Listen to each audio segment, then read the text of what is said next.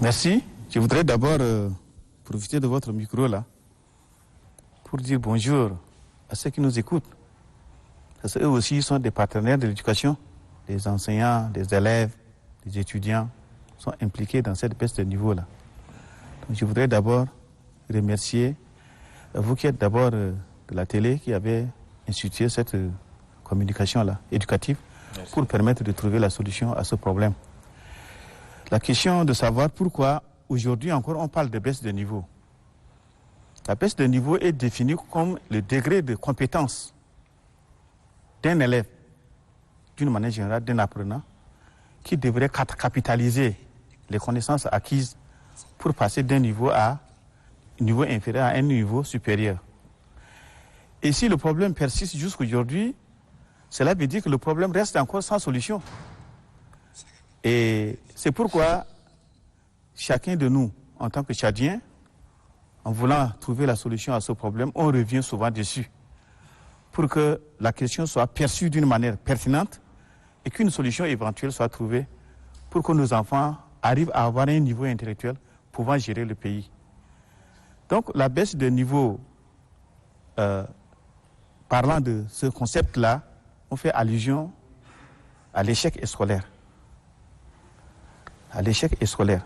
Et lorsque nous prenons le système éducatif, il y a des partenaires qui interviennent.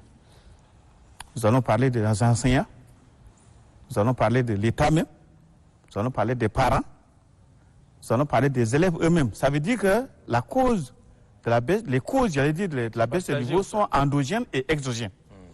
Endogène, ça veut dire que c'est l'enseignant, disons, l'apprenant lui-même est la cause de son échec.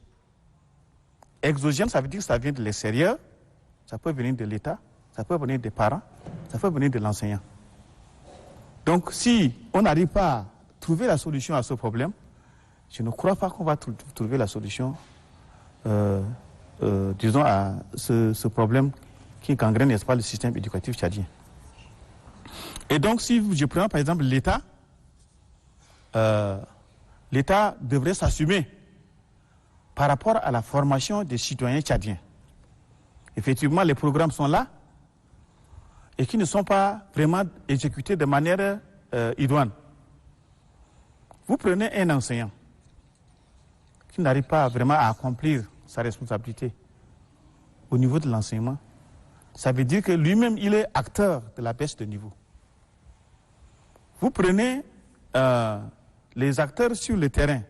Je voulais parler des proviseurs, des directeurs de CG et autres, qui sont également des acteurs qui sont sur le terrain. Eux aussi doivent faire en sorte que l'enseignant soit suivi en classe pour pouvoir, n'est-ce pas, dispenser le cours selon le programme qui a été mis à sa disposition. Mais aujourd'hui, peut-être à l'enseignement primaire, je peux dire que le système de suivi des enseignements se passe d'une manière ou d'une autre qu'on peut encore apprécier. Mais si vous prenez le cas de l'enseignement secondaire, l'enseignement supérieur, les inspecteurs ne sont pas vraiment impliqués dans ce... Même s'il y a des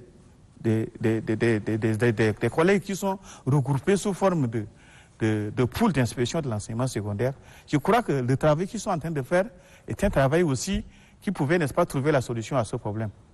Mais je pense qu'ils ne sont pas motivés à ce niveau-là. Mais est-ce qu'on ne peut pas situer la responsabilité un à un? La responsabilité, je voulais parler de l'État. Oui. L'État a conçu un programme. Oui. Il a d'abord défini la politique éducative qui est consignée dans le programme et qu'il a remis, n'est-ce pas,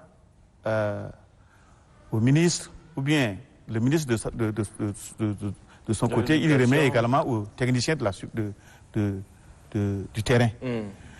Mais je voudrais dire que si aujourd'hui l'État lui-même a décidé de la promotion de passage en classe supérieure, je dis bien la promotion,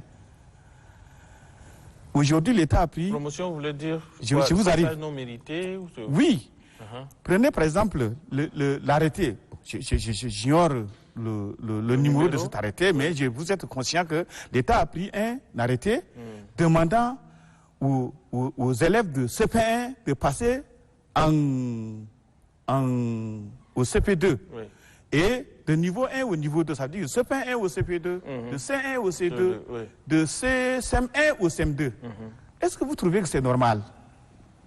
Hein? L'enfant qui n'arrive pas à avoir le degré de compétence cognitive et qui devrait passer de niveau 1 au niveau 2, qu'est-ce qu'il va acquérir là-bas? Même si le programme de niveau supérieur, c'est-à-dire que de niveau CP2 là, est similaire à celui de CP1, je ne pense pas qu'à ce niveau, l'élève devrait avoir cette capitalisation des acquis de connaissances. À l'époque, quand nous étions à l'école, hein, je pense que il faut vraiment donner le mérite, n'est-ce pas, à ceux qui nous ont enseigné au début, lorsque nous étions encore à l'école primaire. Ceux-là étaient pointus dans leur formation.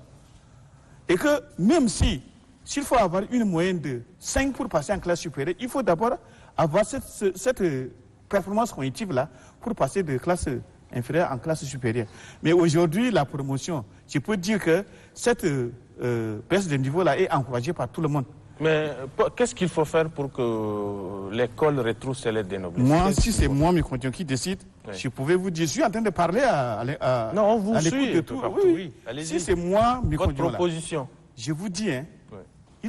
il faut ramener le système éducatif à l'ancien temps. Pourquoi? Oui. C'est-à-dire que concevoir le programme par rapport à ce qui a été enseigné au début. Et je pense qu'on peut trouver la solution à ce problème.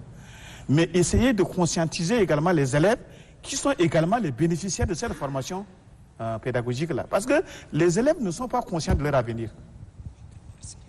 Et là, je parle en connaissance des causes. Un dernier mot? Bon, dernier mot, c'est pour dire que chacun doit être conscient de cette baisse de niveau-là. Que ce soit l'État, que ce soit l'enseignant, que ce soit l'élève, chacun de nous doit savoir que nous sommes en train de former une nation. Et je voulais d'abord m'adresser à mes collaborateurs enseignants que former un élève, puis former un apprenant, c'est former un collaborateur. Ceux qui nous ont formés, aujourd'hui nous sommes en train de faire le même travail qu'ils sont en train de faire. Et aux élèves, je pouvais dire que si un enseignant est devant vous en train de vous former, c'est celui-là qui est donc le deuxième papa, c'est ce qu'on a l'habitude de dire. Donc on lui doit du respect. Merci. Et lorsqu'on donne du respect à un papa, à un enseignant qui est devant vous en train de vous enseigner, ça veut dire qu'on le motive de manière extrinsèque. Mais il faut aussi la motivation de l'élève lui-même. Parce que tu peux avoir une motivation extrinsèque que tu peux donner pour donner les connaissances à l'élève. Mais si l'élève n'est pas conscient de son avenir, je ne pense pas qu'il peut déjà arriver à acquérir les connaissances. Merci, monsieur Mekondion. Merci d'avoir accepté